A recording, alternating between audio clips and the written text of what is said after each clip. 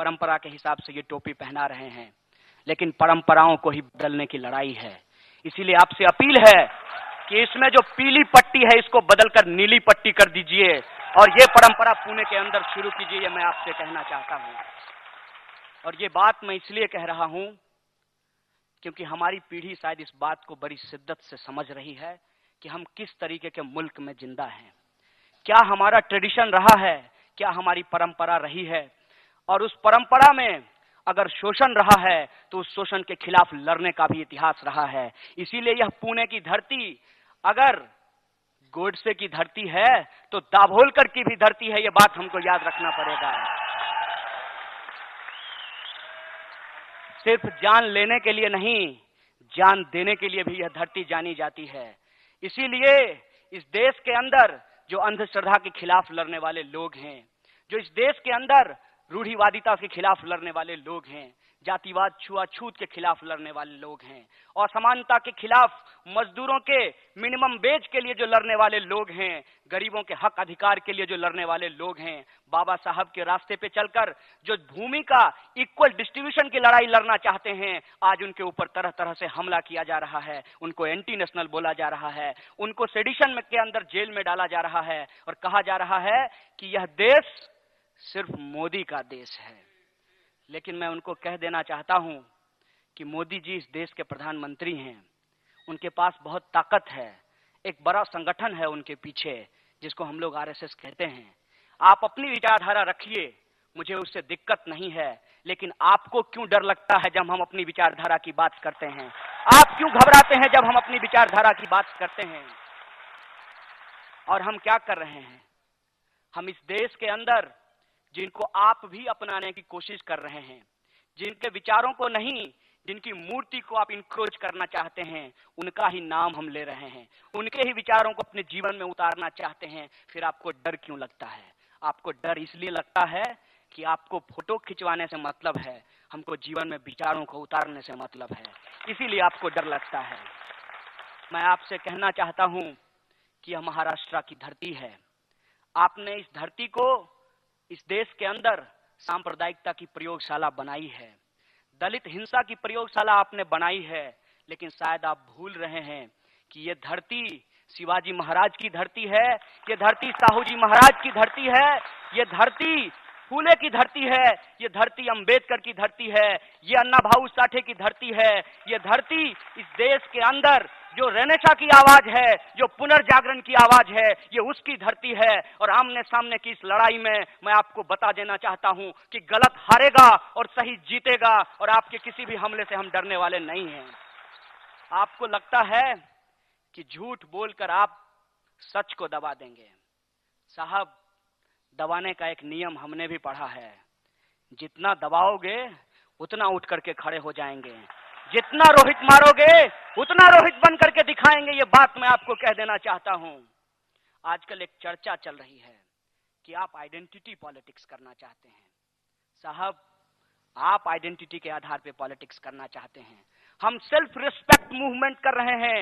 हम जाति को बचाने की नहीं, जाति को खत्म करने की लड़ाई करना चाहते हैं। हम जाति को इस समाज से मिटाने की लड़ाई करना चाहते हैं। इसीलिए हमें इस बात से फर्क नहीं पड़ता कि किसकी जाति क्या है, रोहित की जाति क्या थी, मेरी जाति क्या है, और इस मंच पे बैठे हुए लोग, इस हॉल में बैठे हुए लोगों की जाति क्या है। हमें इस बात से फर्क पड़ता है कि इस देश के अंदर जो ऊंच नीच की व्यवस्था है, वो व्यवस्था मिटनी चाहिए और सबको बराबर का हक मिलना चाहिए। ये हमारी लड़ाई। को अलग अलग वेतन दिया जाएगा, एक ही ट्रेन में दो अलग अलग क्लास के लोगों को अलग अलग सुविधा दी जाएगी, और एक ही स्कूल में दो अलग अलग जाति के विद्यार्थियों के साथ अलग अलग व्यवहार किया जाएगा। ये कैसी बार होता है।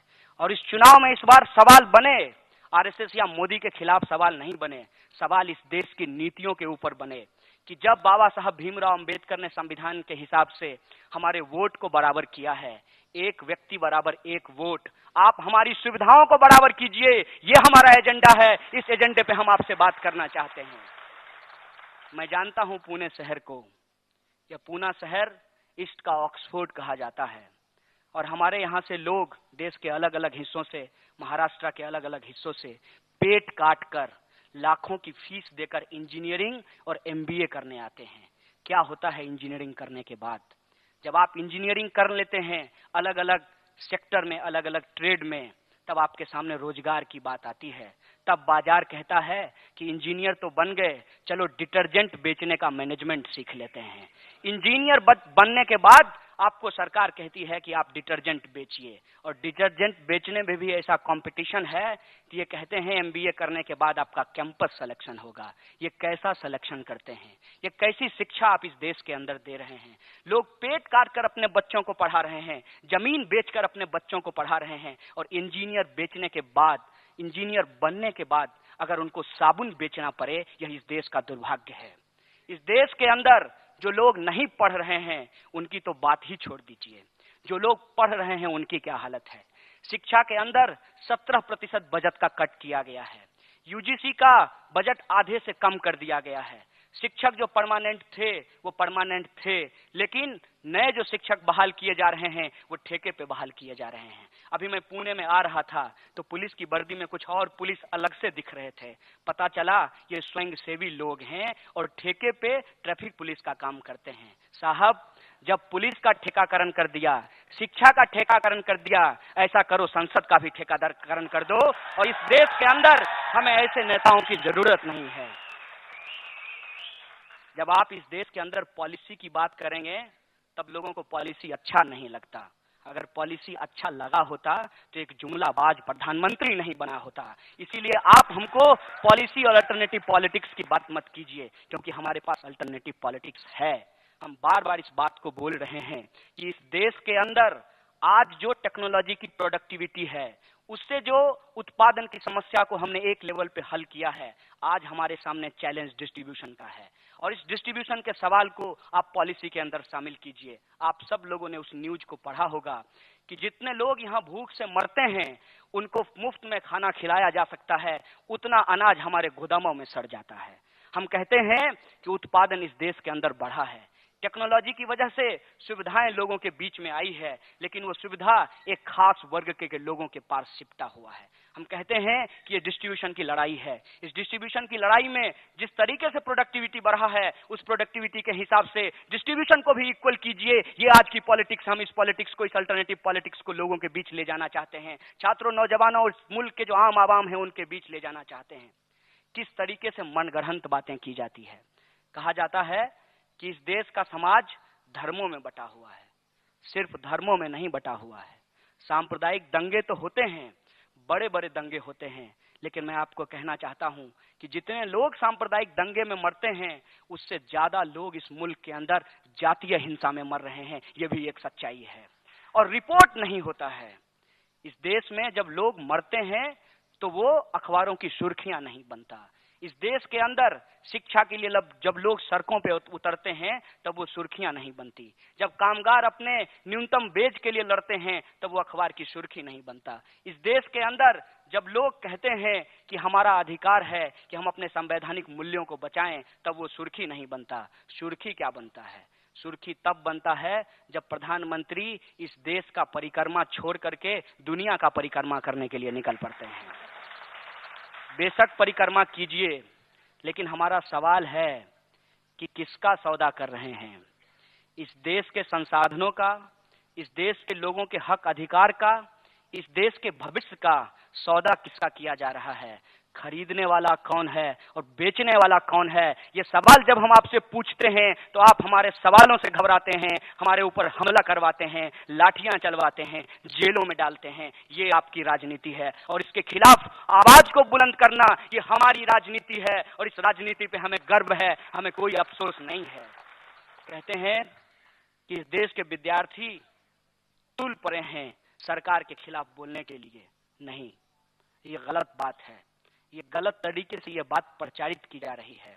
हम कहते हैं कि एफटीआईआई के अंदर जो छात्र आंदोलन शुरू हुआ उसकी बुनियाद क्या थी? विद्यार्थियों की मांग थी कि एक ऐसे व्यक्ति को वहां का अध्यक्ष बनाया जाए जो हमको पढ़ा सके, वो मेरिट का लॉजिक नहीं दे रहे थे, वो कैपेबिलिटी की बात कर रहे थे। मैंने बार बार कहा है कि आप में से अलग अलग लोग अलग अलग पेशे को करते होंगे। कुछ रिपोर्टर यहाँ पे रिपोर्टिंग कर रहे हैं, आपको अगर क्रिकेटर बनने के लिए बोल दें तो क्या आप बन पाएंगे?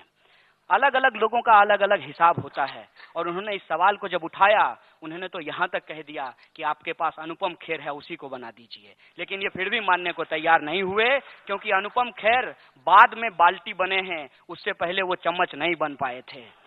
तो इस सवाल को उन्होंने माना नहीं।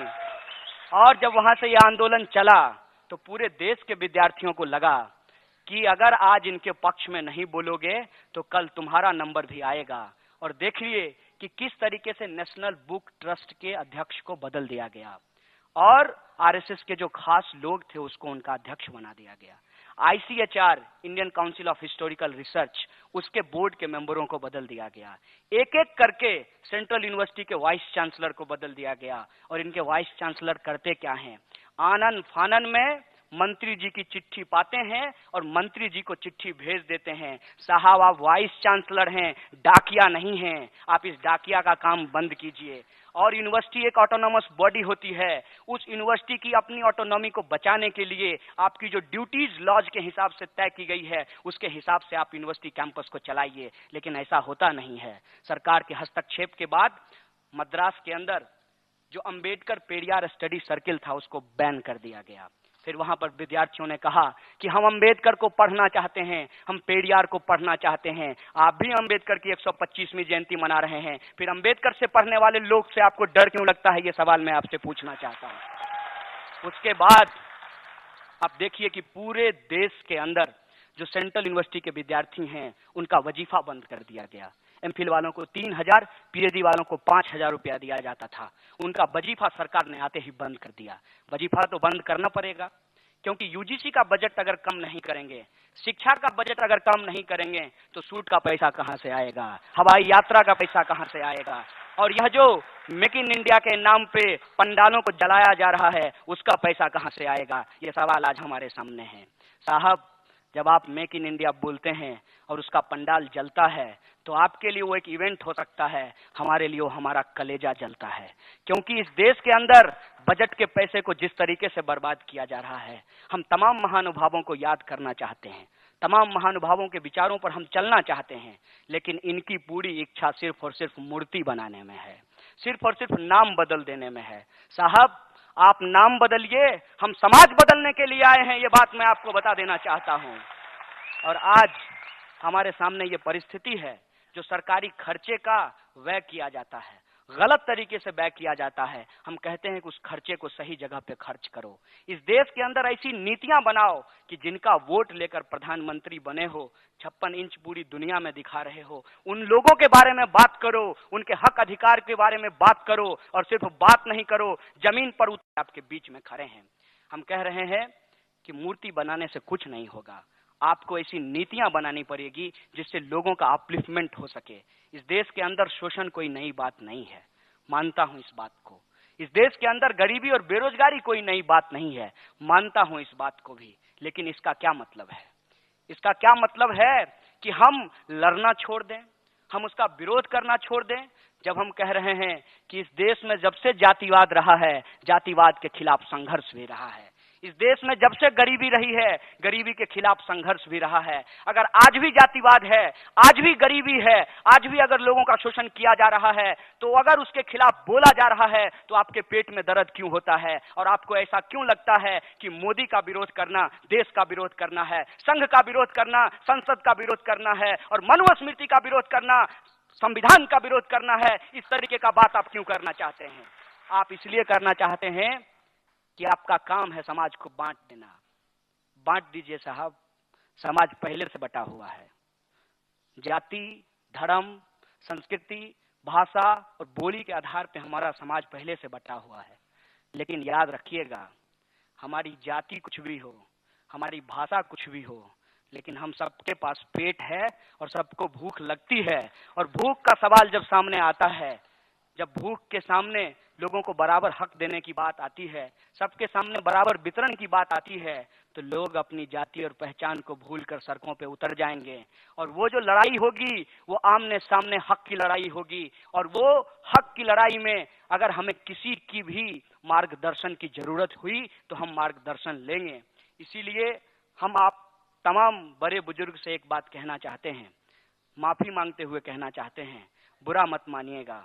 आपने अपना समय जिया है, आपने अपने दौर को देखा है, आपने अपने तरीके से शोषण के खिलाफ संघर्ष किया है, लेकिन हम सिर्फ आपका मार्गदर्शन चाहते हैं, हम आपके इशारे पे काम नहीं करना चाहते हैं।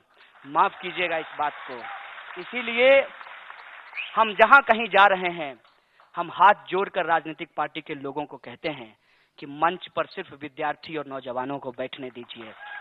मंच पर सिर्फ और सिर्फ, चाहे वो किसी पॉलिटिकल पार्टी के हों, किसी रंग के हों, अगर वो एस्टेब्लिशमेंट के खिलाफ हैं, अगर वो शोषण के खिलाफ हैं और समता के पक्ष में एक यूनाइटेड मूवमेंट को खड़ा करना चाहते हैं, हम एक साथ मिलने को तैयार हैं। आप हमें मिलने में मदद कीजिए, आप हमें बांटने में अपनी कोशिश कीजिए। ये बात मैं आपसे कहना चाहता हूं, क्योंकि हो सकता है कि इस देश का एक बड़ा हिस्सा ये समझता है कि राजनीति चुनाव से खत्म होकर के, चुनाव से शुरू होकर चुनाव पर ही खत्म होता है।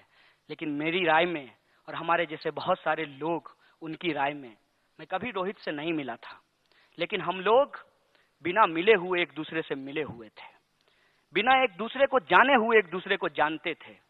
और ये बात मैं इसलिए आपसे शेयर कर रहा हूं कि देखिए कहां जेएनयू और कहां हैदराबाद। जो पॉलिटिकल डिस्कोर्स पूरे देश के अंदर खड़ा हुआ है, उसकी बुनियाद क्या है?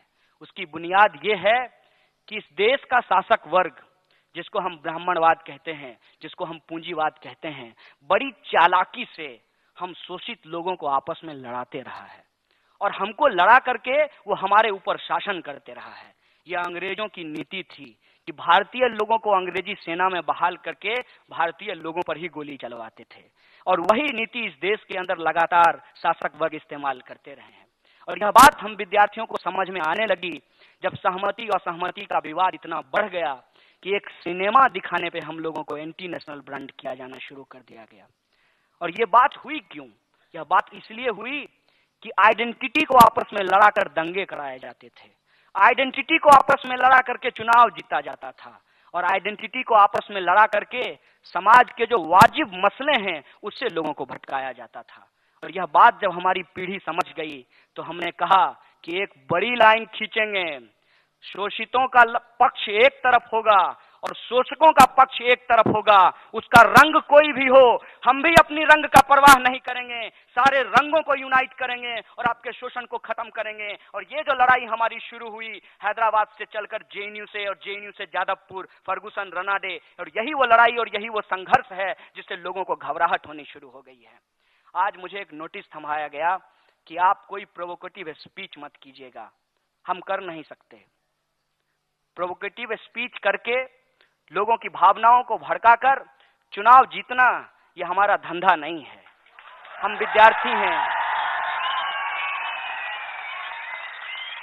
हम विद्यार्थी हैं और समाज के पैसे से रिसर्च करते हैं और समाज की सच्चाई को सामने लाते हैं।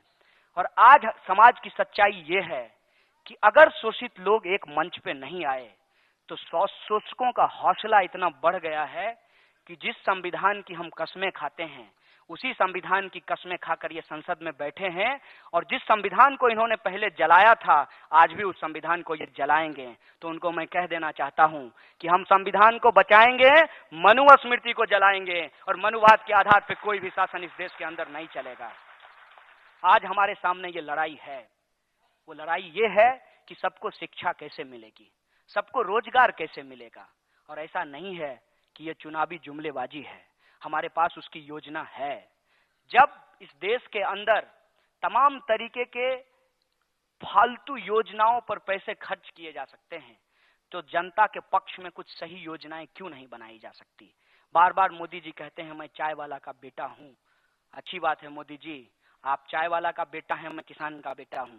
आते हैं मिलकर के एक नीति बनाते हैं कि इस देश के अंदर जो गरीब लोग हैं, गरीबी रेखा भी आप ही तय कर दीजिए। आप कोई भी रेखा तय कीजिएगा, इस देश की करोड़ों जनता उस रेखा के नीचे ही आपको मिलेगी, क्योंकि यही इस देश की सच्चाई है। आप रेखा तय कीजिए और गरीबी रेखा के नीचे रहने वाले लोगों को केजी से लेकर के पीएचडी तक मुफ्त शिक्षा देने की बात कीजिए। ये हमारा एजेंडा है। रोजगार की बात हो रही है। रोजगार का नाम लेकर के ही माननीय मोदी जी प्रधानमंत्री बने हैं और उन्होंने कहा था कि हर साल 2 करोड़ रोजगार पैदा करेंगे। क्या हालत है रोजगार की। पिछले साल 1,34,000 रोजगार पैदा किए गए। कहां जा रहा है ये जो stand up India, startup India, make in India, इस पे जो इतना पैसा खर्च किया जा रहा है। आप में से बहुत सारे लोग मीडिया में भी काम करते, अम्बेडकर आपको पसंद नहीं है। ये अम्बेडकर आपको पसंद नहीं हो सकते। क्यों नहीं हो सकते? क्योंकि आपके जो माउथ पीस हैं वो कौन लोग हैं? एक बाबा जी हैं, सुबह उठ करके कहते हैं छोड़िए लीजिए, छोड़िए लीजिए। बाबा जी हमको योग से दिक्कत नहीं है, लेकिन क्या छोड़ें क्या लें? आप तो बहुत कुछ बेच रहे हैं और वो जो बेच रहे हैं वो बहुत महंगा है। हमको खाने को नहीं मिल रहा है, क्या छोड़ें क्या लें, हम तय नहीं कर पा रहे हैं। और वो क्या कहते हैं कि इस देश के अंदर लोगों को भारत माता की जय बोलना होगा। बिल्कुल बोलेंगे। जब अम्बेडकर साहब ने कहा है कि महिलाओं की इज्जत करनी चाहिए तो हम करेंगे और हम करते आए हैं, लेकिन इसकी ठेकेदारी आपको दी किसने? आप जो कोर से महिला विरोधी हैं, कोर से, दिल से, हृदय से, अगर इनसे सपने में भी पूछा जाए तो ये महिलाओं के पक्ष में कुछ नहीं बोल सकते। जब हिंदू कोड बिल पेश किया गया था, इतिहास उठा करके देख लीजिएगा, फैक्ट बोल रहे हैं, तो ये वही लोग थे जो हिंदू कोड बिल के अंदर महिलाओं को संपत्ति का अधिकार देने से मना किया था। ये वही लोग हैं। आजकल अपनी सारी एनर्जी हमको मारने पीटने पे खर्च कर रहे हैं। इससे पहले इनका एक और धंधा था। ये पार्कों में जाते थे और कहते थे राखी बांधो। तुम अपनी बहन से बंधवा लो, घर में क्या दिक्कत है? कौन किससे प्रेम करेगा, कौन किससे शादी करेगा, कौन क्या खाएगा, ये आप तय करने वाले कौन होते हैं? इस देश के अंदर कानून है, इस देश के अंदर संविधान है, इस देश के अंदर लोकतंत्र है, जिसको आपने कभी नहीं माना। तो आपको घबराहट क्यों होती है जब लोग अपने संवैधानिक अधिकारों की बात करते हैं, जब लोग लोकतंत्र की बात करते हैं? इनको घबराहट इसलिए होती है कि इनका पोल खुल जाएगा। इनका पोल क्या है? इनका पोल ये है कि जब भारत माता का इतिहास आप ढूंढने निकलेंगे तो आपको पता चलेगा कि किस तरीके से इन्होंने भारत माता का स्वरूप बदल दिया है। जो पहली भारत माता थी, उनके हाथ में अनाज था और खेती करने वाला हथियार था, और आज की भारत माता शेर पे बैठी हुई हैं और उनके हाथ में तिरंगे की जगह भगवा झंडा थमा दिया गया है। ये भारत माता को बदल दिए हैं। जिस तरीके से भारत माता बदल दिया है, अगर हम लोग नहीं संभले तो एक दिन इस देश का झंडा बदल देंगे। और मैं आपको पूरे विश्वास से कहना चाहता हूं कि इनको राष्ट्रवाद से कोई लेना देना नहीं है। अगर इनको राष्ट्रवाद से लेना देना होता तो इस देश के अंदर किसी एक संस्कृति या एक धर्म के आधार पर कोई राष्ट्र नहीं बनाया जा सकता है। और ये बार बार इस देश के अंदर एक धर्म एक संस्कृति के नाम पे राष्ट्र बनाना चाहते हैं। इसका क्या मतलब है? इसका मतलब ये है कि जब ये कहते हैं भारत माता की जय, इनका अगला डेस्टिनेशन होगा जय माता दी। जब ये कहते हैं राष्ट्रवाद के सामने कोई समझौता नहीं होगा, वहां अपने मुंह के अंदर एक शब्द छुपा लेते हैं कि ब्राह्मणवादी राष्ट्रवाद के साथ कोई समझौता नहीं होगा। इनके इस साजिश को आप समझिए, इसीलिए खतरा बहुत गंभीर है।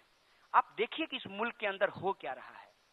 2 नौजवानों को बीफ बेचने के नाम पर पेड़ पे लटका दिया गया, और उसी झारखंड के अंदर सूखे से लोग मर रहे हैं। लातूर में उस जगह को छोड़ करके भाग रहे हैं, वहां पे ये लोग नहीं पहुंचे उनकी सेवा करने।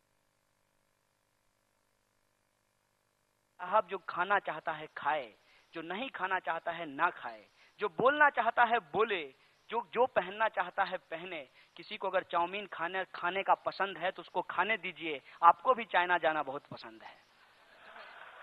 आप जो करना चाहते हैं वो सही, और हम जो करना चाहते हैं वो गलत, ये कैसे है, कैसे तय किया जाएगा? इस देश में तय करने के लिए कुछ बातें लिखी गई हैं, उस बात को मानिए। और मैं बार बार जब भी कहीं जा रहा हूं तो बोल रहा हूं कि अलग से किसी का नाम लेने का जरूरत नहीं है। आज 24 अप्रैल है, आज लेनिन की जयंती है। लेनिन ने अपने तरीके से रशिया में रेवोल्यूशन किया था। हम में से आप तमाम लोगों को इस देश की जो चिंतन परंपरा रही है, जो कबीर से शुरू होकर गुरु नानक, बुद्ध, तमाम तरीके के लोगों से होते हुए इस देश के अंदर बराबरी की बात करता है, सत्य की बात करता है, अहिंसा की बात करता है, उस फिलॉसफी के आधार पर अगर काम करें तो आप लेनिन हो सकते हैं, आप अंबेडकर हो सकते हैं, आप फुले हो सकते हैं, आप पेरियार हो सकते हैं, और इस देश के अंदर जो गैर बराबरी है आप उसको मिटा सकते हैं। ये समाज के सामने एक चुनौती है, और हमारी पीढ़ी अगर इस बात को शिद्दत से महसूस नहीं करेगी तो इस मुल्क में बहुत कुछ खतरनाक होने वाला है। ये बात मैं आपको कहना चाहता हूं।